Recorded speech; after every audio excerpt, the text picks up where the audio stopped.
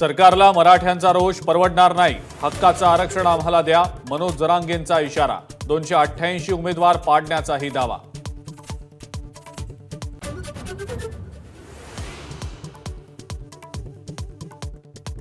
सगळे सोयऱ्यांचा अध्यादेश काढला तर ओबीसी समाज मुंबईत धडकेल, लक्ष्मण हाकेंचा इशारा।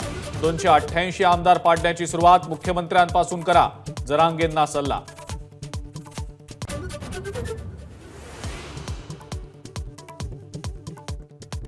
विधान परिषद निवडणुकीत महायुतीचा झेंडा, सर्वच्या सर्व 9 उमेदवार विजयी, महायुतीच्या रणनीतीला यश।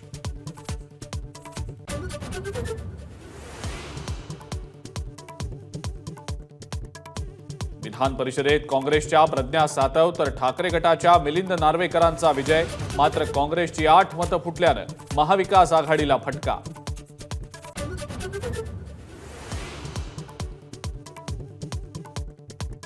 विधान परिषद निवडणुकीनंतर संजय राऊतांचा खळबळजनक आरोप, काही आमदारांना 2 एकर जमीन 20 ते 25 कोटी रुपये वाटले, संजय राऊतांचा मोठा आणि गंभीर आरोप।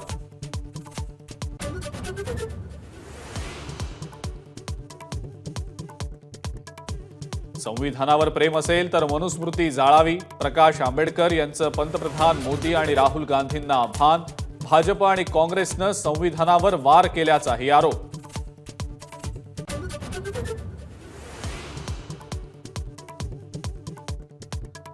नारायण राणेंच्या खासदारकीला हायकोर्टात आव्हान, ठाकरे गटाचे नेते विनायक राऊतांकडून याचिका दाखल, मतदारांना धमकावून विजय मिळवल्याचा आरोप।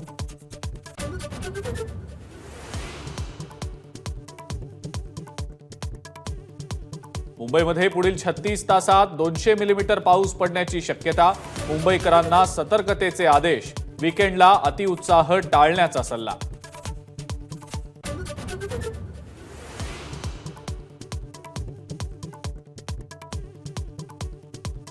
पंतप्रधान नरेंद्र मोदी आज मुंबई दौऱ्यावर, 29,400 कोटी रुपयांच्या विविध प्रकल्पांचं लोकार्पण आणि भूमिपूजन करणार, लोकसभा निकालानंतर पहिलाच मुंबई दौरा।